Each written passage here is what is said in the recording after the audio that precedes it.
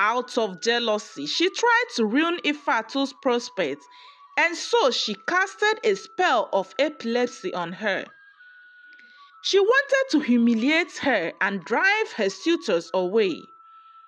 On the day of Urenna's marriage rites, as she was about to present a drink to her betrothed, she fell to the ground and started convulsing. The suitors were horrified and quickly withdrew their proposal. Friends and attendees distanced themselves from her as they were afraid of the illness.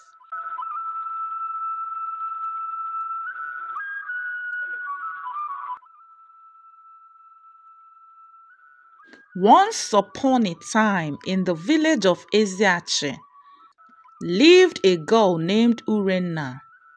Urenna was an only daughter of a well-known farmer in Eziachi village. She was intelligent, kind, and hardworking, and the people loved her like she was a princess in Eziachi village. Eziachi people were ruled by a wise king named Amadi, his beautiful wife Queen Olachi, and their only son Prince Ikem. Ikem was the pride of the kingdom. Just like his father, he was handsome, kind-hearted, and just, and was loved by all. Ikem, as a compassionate leader, spent much of his time among the commoners, learning their ways and understanding their needs. He involved himself in the people's daily life, helping them solve their problems through his father Amadi. One day, while he was walking around the village, he met Urenna, the farmer's daughter, on her way back from the stream.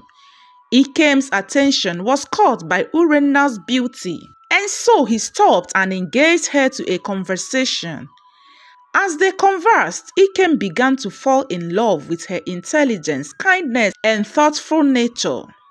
Ikem told his servants to help Urenna carry her pot of water, but Urenna refused and told the prince that it's not right for him to ask his servant to render services to another against their will. Instead, he should be the one to help her since it pleased him to help her. The prince was astonished by her utterance, and so he carried the water and walked her home. They became acquaintances, and as time went on, Ikem grew fond of Urenna. He visited her often, helped with chores, and they enjoyed long conversations under the shade of an orange tree. Urenna looked forward to Ikem's visit every morning. As time continued its relentless march forward, they realized they were deeply in love. Ikem planned to seek the blessings of his parents and marry Urenna, believing they were a match made in heaven. However, fate had other plans. One fateful morning, a dark cloud descended upon Urenna's family. The village priest accused her parents of committing sacrilege by desecrating a sacred shrine. The news shocked the entire village because Urenna's parents were known for their devoutness and integrity and would not have done such. The trial was sudden without mercy. Despite their protest of innocence, they were found guilty and banished from the village. The villagers were fearful of the god's wrath, and so they supported the hard judgment. Urenna left Eziachi with her parents shattered by the injustice. Prince Ikem was heartbroken. He pleaded with his parents to intervene, but the king and queen, bound by the laws and customs of the land, were unable to overturn the verdict. Ikem was left to watch with a heavy heart as the love of his life was driven out of the kingdom. Before the day of the final verdict, Ikem had visited Urenna and they shared a tearful moment together. "I will find a way to bring you back, no matter how long it takes. I will prove your family's innocence and restore your honor." Urenna, in her sad state, said to Ikem, "I believe in you, my prince, and I will wait for the day when we can be together again." And after they had been banished, Ikem felt a deep sense of loss and helplessness. He resolved to uncover the truth behind the sacrilege and clear Urenna's family's name. But the path ahead was fraught with challenges. Time passed and Ezeachi village continued to advance. Ikem was under pressure from the royal court and village tradition to marry. He was persuaded to marry Nwamma, a maiden from their village. Although his heart still belonged to Urenna, he understood his duty to his people and agreed to the marriage. Prince Ikem married Nwamma and the villagers rejoiced, but his heart remained heavy with the memory of his lost love. Nwamma was aware of the prince's love for Urenna, the banished maiden, but hoped that in time she would win his heart. Years passed and Ikem and Nwamma were blessed with 2 children, Prince Obinwanne and Princess Oledo. Oledo was a lively girl while Obinwanne was a thoughtful boy. The royal family lived in a relative peace, and Ikem fulfilled his duties as both a prince and a father. Years passed and Ikem was crowned the king of Ezeachi after his father's demise, and he ruled the people in love, peace, and harmony. Despite the passage of time, Ikem never forgot Urenna. He secretly continued to investigate the circumstance of her family's banishment. He set clues that could lead him to their exoneration. His love for Urenna remained as strong as ever, as he constantly remembered the promise he had made. One day, the old priest of Ezeachi village, on his deathbed, confessed to have fabricated the sacrilege accusation under pressure from a corrupt elder who wanted to covet Urenna's family's land. Ikem, who was now the king, was shocked and outraged by the revelation, and immediately he took steps to rectify the injustice. King Ikem sent his chiefs to bring the banished family back to Ezeachi.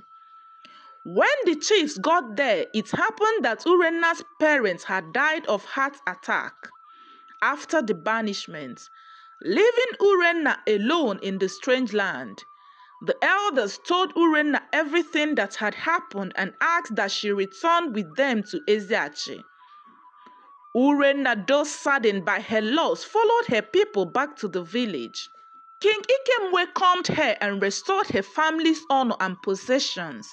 Urenna's return rekindled the love she shared with King Ikem after years of separation. Although Ikem was now married to Queen Nwamma, his love for Urenna had never waned.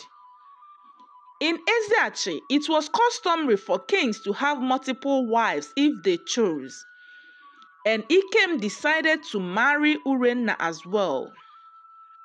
The announcement of the second marriage was met with mixed reactions. While some welcomed Urenna's return, others were skeptical. Queen Nwamma pretended to welcome her co-wife, but deep down her heart she nursed anger for Urenna. She had worked hard to secure her place in Ikem's heart and feared losing his affection. King Ikem married Urenna and tried his possible best to treat both his wives equally and to be a fair and loving husband.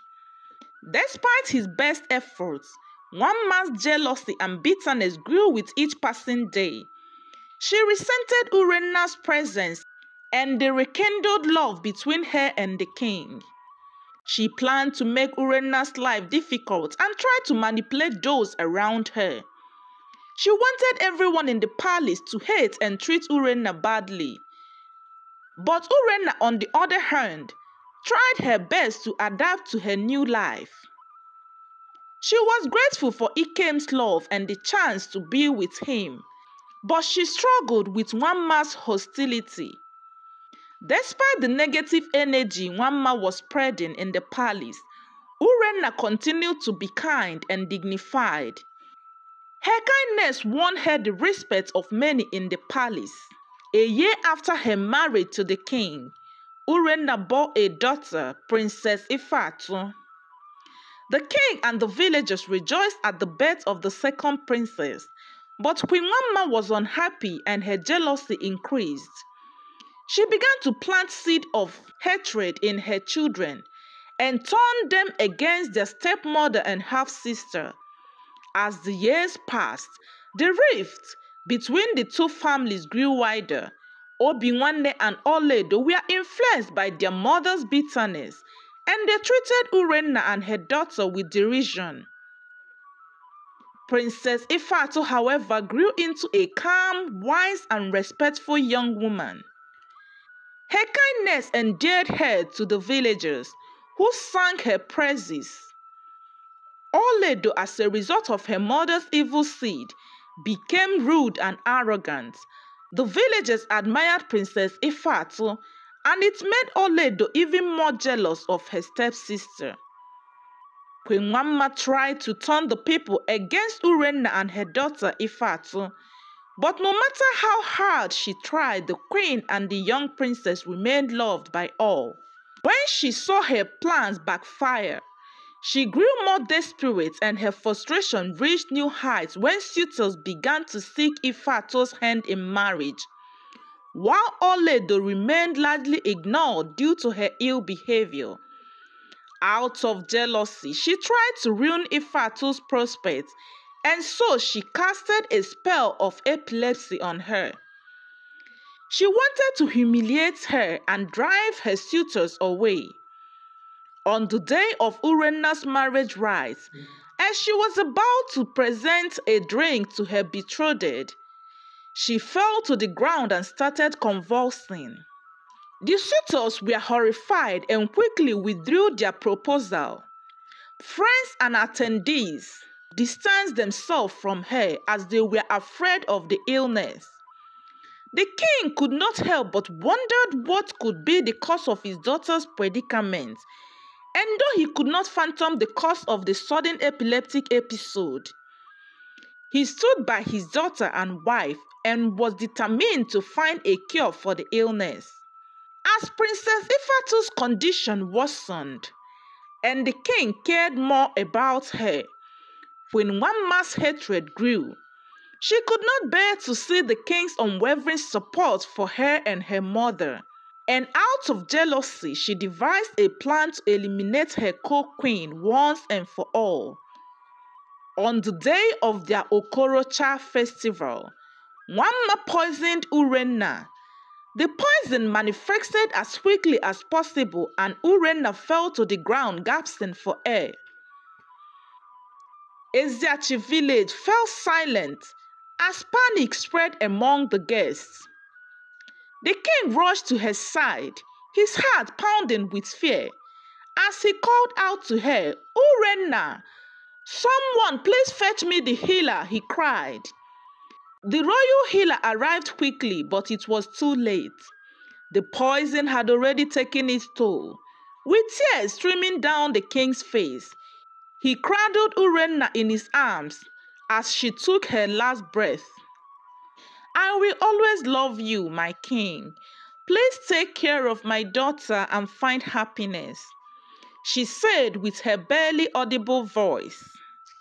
As Urenna gave up the ghost, the king was enraged by grief, and so he vowed to find the person responsible for this heinous act. The palace was shrouded in mourning, and the king was inconsolable. His daughter Ifeatu, who was still battling with her ailments, supported and offered him comfort and strength. Queen Wamma was overly paranoid. She feared that the cause of Urenna's death might be discovered. Although she outwardly showed signs of grief, she secretly celebrated her rival's demise and continued to scheme against Ifeatu. One night, as she was preparing to poison the princess' food, she was suddenly confronted by Urenna's spirit. "You will not harm my daughter. You have caused enough suffering, Wamma. Your reign of terror ends now." On saying this, she struck Wamma down. The queen fell to the floor, writhing in agony. And before she took her last breath, she confessed to all her crimes. The false accusations against Urenna's parents which was planned by her late father. The spell cast on Ifeatu and the mother of Urenna. Her dead body was taken to the evil forest, where those who committed grave sins were buried. Her children Obinwanne and Oledo were left alone without her influence. They became deeply ashamed of their past behavior and sought forgiveness from their father and stepsister. The king forgave and urged them to make amends to live with honor. Ifeatu also forgave her step-siblings and welcomed them with open arms. With the royal family's support in unity and the tireless efforts of the royal healer, Ifeatu became well again. Days turned into weeks and both princesses found love with noble princes from neighboring villages. Prince Obinwanne got married to his betrothed and Igwe Ikem's children lived a happy and fulfilled life. And though they missed their mothers, they lived in one accord. Hello, favorite one. Thanks for listening to my stories. Your support means the world to me, and I couldn't do this without you. Your likes, comments, and shares keep me motivated to create more stories. If you're new here, welcome to the channel. Don't forget to hit the like button, subscribe, and turn on the post notification bell so you never miss out on any of my new stories. Thanks again, and see you in the next story.